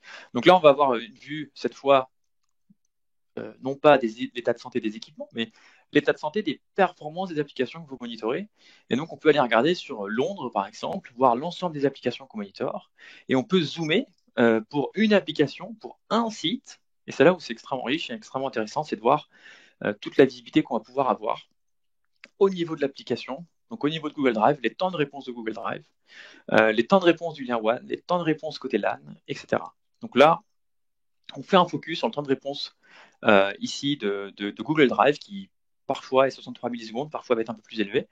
On peut le comparer au temps de réponse côté WAN au même instant. Et donc le temps de réponse du lien WAN était de 1,8 millisecondes. On est sur des performances absolument exceptionnelles. Même chose côté LAN, c'est peut-être le Wi-Fi, un client en bordure de cellule, du loss ou de la latence. Voir tous les clients qui ont contribué pour cet usage. Quel est le client qui a eu la meilleure note? Quel est le client qui a fait le plus de requêtes? J'ai un client ici qui a souffert un petit peu. Il a eu une note de 54 sur 100. Donc le seuil est à 80, donc c'est pas terrible. Il n'a pas eu une super expérience. On peut voir que c'est un problème de temps de latence ici. On peut également voir tous les serveurs qui ont été interrogés chez Google Drive, le nombre de requêtes, le nombre de domaines et sous-domaines, on a 2 pages ici, sur les 2 dernières heures. Et si on a 2 liens WAN, on peut également voir effectivement les différentes notes par lien WAN. Et je ne vais pas m'attarder, mais on peut effectivement notamment filtrer par client, et là c'est extrêmement utile puisqu'on va pouvoir remonter tous les menus et voir uniquement les performances pour ce client qui était présent sur le réseau de tel moment à tel moment, et donc pouvoir les temps de réponse du lien WAN, du serveur pour ce client-là, quel serveur il a interrogé ce client, quel domaine il a interrogé ce client, etc. Donc vraiment une visibilité maximale pour un minimum d'efforts. Insight, ça se déploie en 5 minutes, en quelques clics. Et c'est le même effort que vous ayez 5 ou peut-être 1000 MX. Ensuite, on avait System Manager, donc les endpoints. On va pouvoir avoir effectivement une visibilité du endpoint avec System Manager dans le dashboard. Donc, on a vu effectivement, on est parti du Wi-Fi, on a vu le switch, le MX, le WAN et les performances des applications web, on-premise ou cloud. On repart à gauche côté Wi-Fi et à gauche voir le endpoint, l'équipement. Et donc là, on a chez Meraki plus de quasiment 7000 équipements en relais. Et on peut voir donc tous les policies qu'on check, tous les profiles, la diversité des populations ici des équipements. On peut également voir la liste des équipements. Donc on va avoir les 6000 équipements qui sont en relais. Et donc on devrait retrouver ma machine, puisque je suis enrôlé dans cet équipement-là, dans ce système manager. Donc, théoriquement, c'est encore en train de loader. Ça arrive, voilà. Ça, c'est ma machine avec laquelle je fais ma démo aujourd'hui. Et donc ici, on peut retrouver donc, où je suis géolocalisé, toutes les checks qui sont faits sur ma machine ici. Si j'ai des SSID manquants, si la machine a été volée, je peux faire un erase device. Je peux voir l'utilisation du processeur, l'utilisation de la RAM du endpoint. Donc ça vous donne également des éléments de visibilité si vous devez enforcer, installer une application, configurer un Wi-Fi. On va avoir des solutions NAC. Il y avait une question dans le chat assez unique, c'est de mettre en place une authentification APTLS via l'agent System Manager sur le endpoint pour une authentification sécurisée entre un SSID et un ensemble d'équipements, via ce qu'on appelle notamment Sentry Wi-Fi. Ensuite, on a notamment, au-delà du endpoint, on a effectivement cette notion de caméra qu'on a développée donc fin 2016, avec la volonté de simplifier encore une fois. On est parti du constat des caméras avec les serveurs, le stockage, les vulnérabilités de sécurité pour accéder aux images. Ici, il n'y a aucun flux nécessaire pour ouvrir les images, pour accéder aux images. Je vais pouvoir choisir une caméra, par exemple ici. Et donc, on va accéder aux images soit en local, via du LAN streaming si je suis sur site, soit via le cloud si je ne suis pas sur site. Donc le dashboard est intelligent pour tester l'IP privé de la caméra pour du streaming d'abord. Comme ça, on ne consomme pas de bande passante sur le WAN s'il y a un PC sécurité qui accède aux images en permanence. Ou alors, s'il n'y arrive pas, eh bien, on passe par le cloud de façon sécurisée. Et c'est mon cas, puisque à San Francisco, je ne suis pas sur le site, je suis à Paris. Donc là, je fais du cloud streaming. On voit en live que le jour se lève. Et si on veut rechercher un événement, on peut ici peut-être mettre hier à 3 heures d'après-midi. On veut voir les personnes qui sont passées sur une zone parce qu'il y a un incident sur lequel on recherche. Et donc, on va être capable de dire, voilà, je veux voir les événements sur cette zone-là, entre hier et aujourd'hui. Je veux dézoomer un petit peu ma recherche. Et ce qui est intéressant, c'est cette notion de motion recap. On va avoir en live le résultat de la caméra sur les recherches. Et elle va consolider ce qu'on appelle les motion recap, donc des calques d'images pour que je n'ai pas forcément à visualiser l'image, mais pour que très vite, je puisse voir si c'est l'image qui m'intéresse ou pas.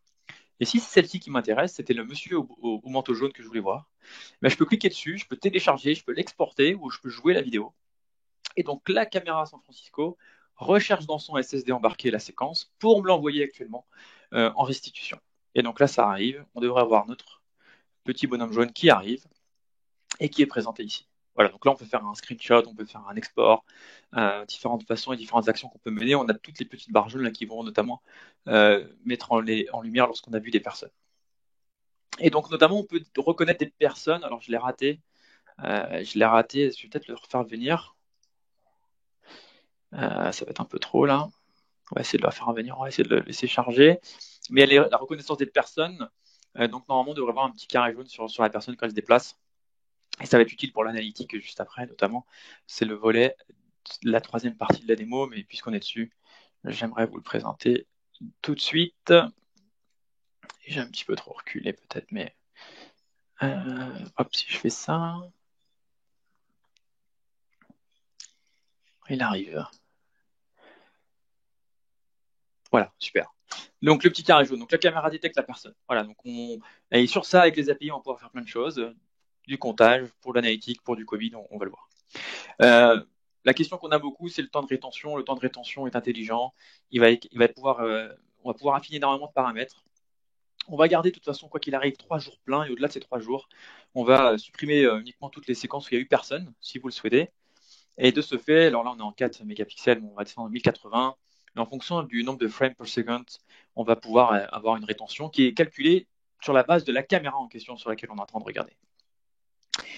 Et puis pour finir cette démo, on va aller sur les derniers de la famille, les MT, Meraki Things, nos IoT, nos sensors, qui vont se connecter automatiquement à une borne Wi-Fi ou à une caméra de façon sécurisée. Ce sont peut-être les seuls sur le marché des IoT ZTP, de façon sécurisée.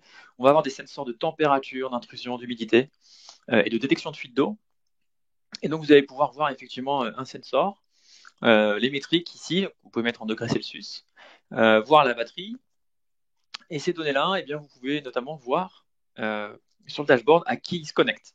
Si c'est une caméra ou si c'est une borne. Et ce qui va être intéressant, ça va être de pouvoir notamment sur la partie porte, de mettre des sensors sur les entrées, pourquoi pas des baies informatiques, des salles informatiques sur les portes des baies. Et on peut imaginer que lorsque ça déclenche une ouverture, ça envoie un call API et le récepteur de la call API ensuite enjoindra un call API pour faire une snapshot de la caméra. Et donc non seulement vous avez l'alerte que la porte s'est ouverte, mais en plus vous avez la photo qui va bien avec pour sécuriser l'espace physique. Voilà, donc c'est quelques exemples, quelques use cases, il y en a d'autres, mais juste pour vous partager un exemple de l'intégration avec les autres produits et les API sur ce que peuvent apporter nos sensors aujourd'hui. Ce sont les 3 premiers sensors.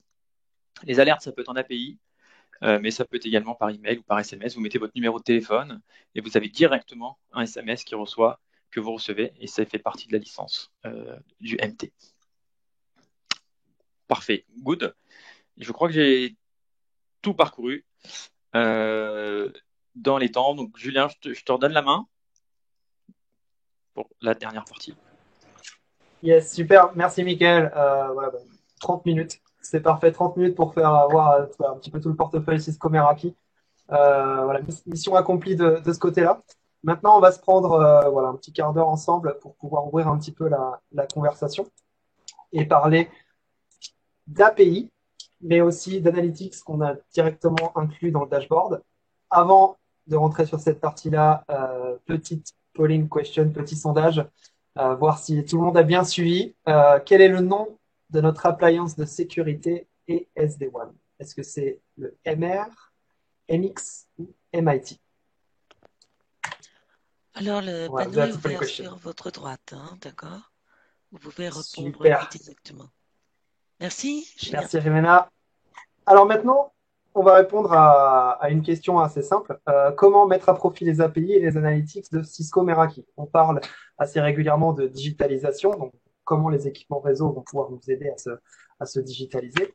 Et avec Cisco Meraki, on va pouvoir faire énormément de choses. Cette partie-là nous tient beaucoup à cœur avec Michael parce que c'est un point très différenciant de la solution de Cisco Meraki. Donc concrètement, Michael tout à l'heure parlait d'une antenne radio sur les bornes qui n'était pas là pour servir les clients, mais pour pouvoir écouter ce qui se passe autour. Donc avec cette antenne radio, on va pouvoir voir des interférences, comme l'a fait voir Michael, mais on va pouvoir faire plein d'autres choses. On va pouvoir notamment regarder un petit peu ce qui se passe sur nos magasins, par exemple, avec les analytics. Donc, moi, quand je me balade dans la rue ou que je vais dans un endroit, j'ai souvent mon Wi-Fi d'activer sur le téléphone. Donc, mon téléphone émet toujours un petit peu de signal Wi-Fi. Et les bornes Meraki vont être capables de le capter pour pouvoir avoir un ordre d'idée de combien de personnes peuvent se trouver autour de mon architecture Wi-Fi. Donc, on va pouvoir avoir ce premier degré qui est directement intégré dans le dashboard, la partie Location Analytics, le petit screenshot qu'on voit là. On va pouvoir voir les gens qui sont passés devant mon infrastructure Wi-Fi, les visiteurs, donc les gens qui sont rentrés, et les gens qui sont connectés. Donc, on va pouvoir avoir ce niveau d'information qui peut potentiellement être utile pour les équipes réseau, mais qui va surtout être utile pour les équipes marketing, par exemple, pour analyser la fréquence, la durée des visites, par magasin. On va pouvoir faire des filtres, comparer des magasins. Donc là, je prends un exemple du retail, mais ça pourrait très bien être aussi un exemple dans le milieu hospitalier. On veut voir le taux d'occupation des chambres, voir s'il y a beaucoup de monde aux urgences, à quelle heure de la journée il y a tant de monde, pour pouvoir potentiellement bien, bien faire la rotation du planning pour les équipes, etc., etc. Donc il y a vraiment énormément de cas d'utilisation. Il y a aussi la petite antenne Bluetooth dans les bornes qui vont nous permettre de faire du tracking d'équipement, donc de tracking d'équipement Bluetooth. On peut traquer les palettes, traquer des chariots ou autres, traquer des personnes pour voir si la personne bouge toujours, si elle n'a pas eu un malaise. Donc voilà, on a énormément de cas d'utilisation possibles ici. Tout ça, on va pouvoir l'utiliser, récupérer la donnée via des API. Comme Mickaël le présentait juste avant, on a aussi la partie vidéo, où ici aussi, on va pouvoir récupérer de la donnée, donc pouvoir compter des personnes, donc des choses qui sont directement intégrées dans le dashboard, mais on va aussi pouvoir récupérer l'information via des API. Donc les API, j'ai dit le mot beaucoup de fois, c'est peut-être pas clair pour tout le monde, donc j'en profite pour faire une brève description de ce qu'est une API, à quoi ça va servir. Donc concrètement, l'objectif des API, ça va être d'interconnecter différents systèmes. Sans le savoir, on utilise des API tous les jours. Donc je vous donne un exemple très parlant. Par exemple, quand on va dans une grande chaîne de restaurants, quand on va à l'aéroport, des fois, quand on va se connecter sur un réseau Wi-Fi, on va nous demander de nous connecter avec Instagram ou avec Facebook, par exemple, en utilisant les mêmes identifiants. Et ben là, finalement, l'entreprise n'a pas vraiment de main, enfin, l'entreprise ou le restaurant n'a pas vraiment la main sur les serveurs Instagram ou autres. Et du coup, Instagram est à disposition des API pour pouvoir faire interconnecter deux systèmes. Nous, c'est exactement ce qu'on fait aussi chez Cisco Meraki, où avec le dashboard, on va pouvoir l'utiliser pour pouvoir faire des appels sur notre dashboard pour pouvoir récupérer de l'information et ensuite la traiter avec un autre système. Donc, pour avoir un système de comptage encore plus performant, pour potentiellement pouvoir analyser de l'image, donc on va mettre son image en place, on va pouvoir déterminer si c'est un homme, si c'est une femme, quel âge la personne a, etc. Donc, le potentiel est complètement illimité là-dessus. Donc, on va pouvoir capter de la donnée, l'utiliser de la meilleure des façons, de la façon dont on veut l'utiliser en tant qu'entreprise. Donc, les besoins sont différents en fonction des différents secteurs d'activité. Mais voilà ce qu'on va pouvoir faire. Et alors, c'était une question que j'avais tout à l'heure. Est-ce que on est capable de manager les équipements Meraki avec du CLI? La réponse est non. Zéro ligne de commande avec les équipements Cisco Meraki, c'est l'objectif. En revanche, avec la partie API, on peut récupérer de l'information, mais on peut en pousser aussi. Donc potentiellement, on pourrait faire un script qui nous permet de modifier de la configuration en masse sur tous mes réseaux, d'automatiser toute la configuration. Et tout ça, on va voir quelques petits exemples avec Mickaël juste après. Donc concrètement, là, c'est un petit peu voilà, les grandes familles de cas d'utilisation possibles avec les API. Donc la partie dashboard API qui va nous permettre d'automatiser toutes les configurations qu'on va pouvoir faire sur le dashboard, de récupérer de la donnée. Voilà, il y a un exemple assez rigolo où on peut demander à Alexa, Hey Alexa, combien d'équipements j'ai connectés sur mon réseau à Paris? Et Alexa va répondre grâce aux API. La partie webhook qui vont nous permettre de récupérer des potentielles alertes. Donc si j'ai un équipement vient en ligne, on va lancer une autre action, un système externe. La partie location, donc qui va nous permettre de traquer des équipements, soit avec la partie Wi-Fi, soit avec la partie Bluetooth. La partie portail captif, qui est très importante, c'était aussi une question. On peut évidemment, sur tous les points d'accès Meraki, configurer un portail captif, un portail captif de base qui est intégré. Maintenant, si on veut un portail captif beaucoup plus poussé, avec récupération de données, savoir voilà, se connecter avec un compte Instagram, un compte Facebook, je reviens sur cet exemple-là. On posait des questions du genre voilà, quel âge avez-vous, etc. Ce qu'on peut avoir quand on se connecte sur un portail captif, on va pouvoir le faire. Et après, évidemment, un gros morceau qui est très en vogue en ce moment, c'est la partie NV, où on récupère de l'information, non plus avec la radio, mais avec l'image. Et là, encore une fois, le potentiel est limité sur ces cas d'utilisation. Évidemment, avec tous ces exemples-là, le nombre de requêtes API journalières, on les traque, on regarde un petit peu ce qui se passe pour voir si c'est toujours d'actualité, si les gens l'utilisent. Et là, la réponse est sans appel, clairement, oui. La partie API a été mise en place déjà il y a quelques années. Et là, on peut voir que de façon exponentielle, on a de plus en plus de demandes API sur nos équipements Cisco Meraki. Donc, on parlait tout à l'heure, Michael a rapidement introduit des cas d'utilisation sur le Covid. On est malheureusement en plein dedans. Et avec les équipements Cisco Meraki, on va potentiellement traquer des entrées et des sorties dans des magasins pour pouvoir compter le nombre de personnes qu'on va avoir à un instant T. Donc, ça fait partie des cas d'utilisation qu'on peut avoir aujourd'hui. Tout ça, c'est disponible. Alors, on peut en reparler. On a une interface, enfin un site web qui s'appelle meraki.io. Je crois que Mickaël va nous le faire voir juste après, où on va pouvoir avoir plein d'applications. Donc, tout est ouvert. Concrètement, vous pouvez programmer votre propre application. Soit vous avez un service informatique qui est capable de le faire, soit vous pouvez le faire vous-même. Ou alors, on a la partie marketplace, où on va avoir des applications déjà préfaites, donc qui sont réalisées via des partenaires qu'on appelle partenaires écosystèmes, qui sont capables de vendre des solutions de comptage, des solutions de tracking, des solutions de portail captif, qui vont être directement disponibles ici. Et là, je repasse la balle à Mickaël pour la dernière démonstration qu'on va avoir ensemble, qui est très intéressante sur la partie analytique CRP. Merci Julien. Parfait. Et pour les dernières minutes, donc effectivement une démo cette fois plus out of dashboard orienté API pour vraiment illustrer le caractère de la plateforme.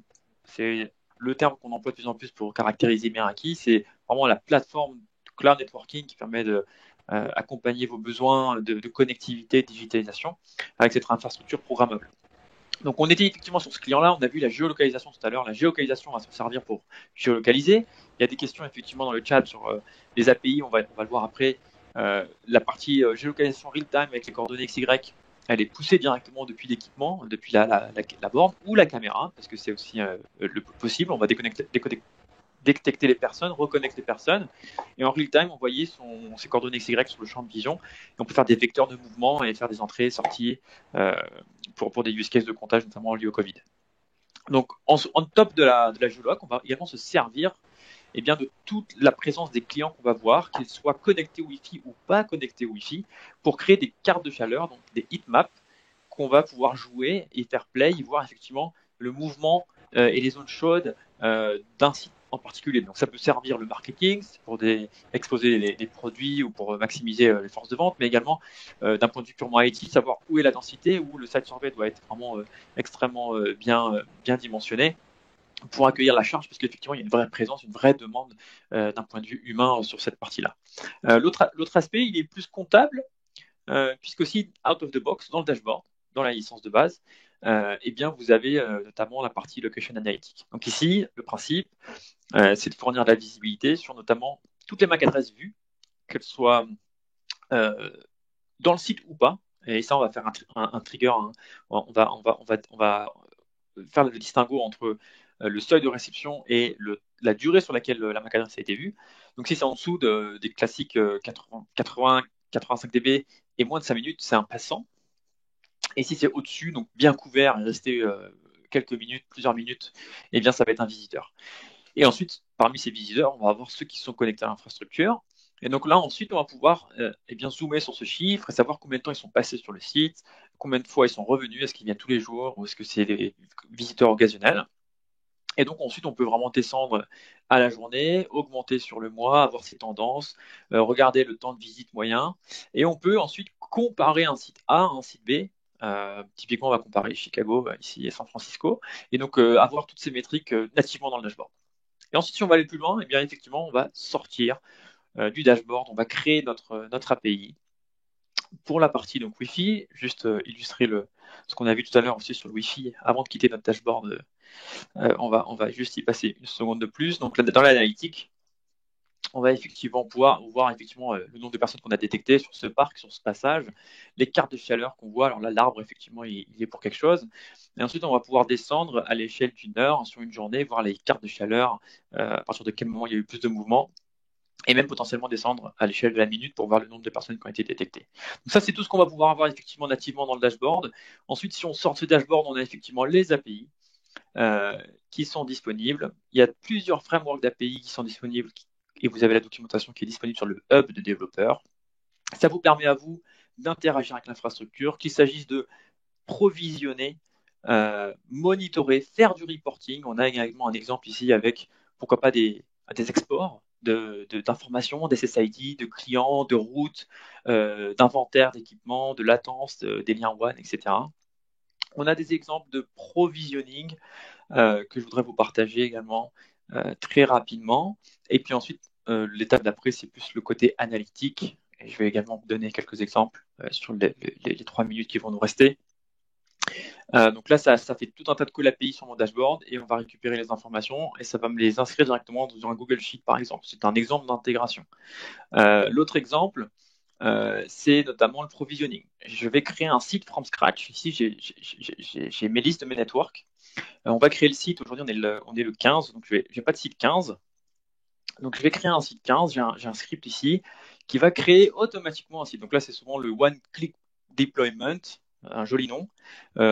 Beaucoup de clients demandent cette automatisation. Je veux dire, voilà, moi, mon site, c'est le site 15. Et sur la base de ce code site, ça va créer le network, créer les VLAN, créer les routes, créer les règles de firewall. Ça peut créer des SSID, des méthodes d'authentification 802.1x, etc. Donc, si j'ai bien travaillé, j'ai plus qu'à brancher mon équipement et il va récupérer la configuration, faire sa mise à jour. Donc là, si je fais refresh, normalement, je dois avoir du 15, il est là. Et théoriquement, sur la base de ce code site, il fait partie de mon plan d'adressage. Et donc, au niveau de mon firewall, je dois avoir des interfaces avec ce code site là, le 15. Parfait, j'ai mon VLAN 220, 10, 15, 220, etc. Mes routes statiques, mon DHCP qui est configuré, mes racks de firewall qui sont propres à ce subnet bien particulier ici, par exemple. Voilà, donc c'est un exemple de provisioning, il y en a beaucoup. Ça pourra faire l'objet d'un webinar, d'une session à part entière. Ensuite, si vous ne voulez pas développer vous-même, il y a des solutions sur le catalogue.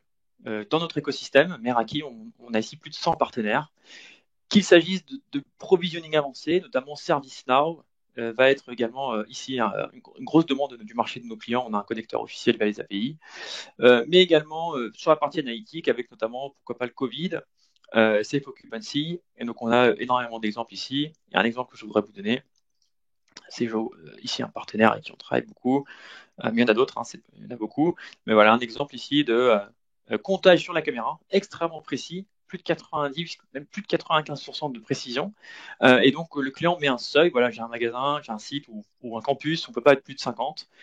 Et donc là, il y a peut-être 35 personnes, et donc il y a 15 personnes qui peuvent encore entrer. C'est une vue publique, peut-être reportée sur le site internet, ou peut-être l'accès à la cantine. Enfin, il y a plein de use cases qu'on peut contrôler autour de ça. Et puis, il y a une vue plus admin, responsable de site et alerte en cas de seuil atteint. Voilà. Et avec ça, je vous donne la parole à Rimena et je vous remercie pour votre temps.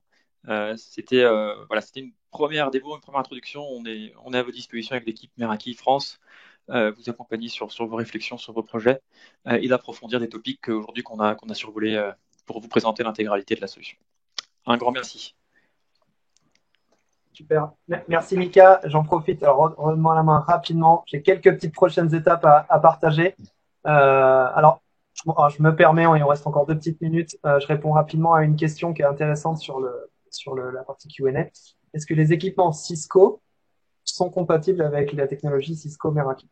La réponse est non. Seulement les équipements Cisco Meraki vont être managés au travers du dashboard.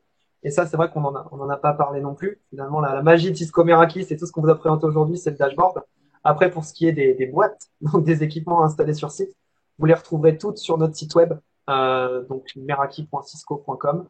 Et là, vous allez avoir tous nos équipements SD-WAN, tous nos équipements Wi-Fi, etc., etc. Donc, je repartage rapidement mon écran. Hop.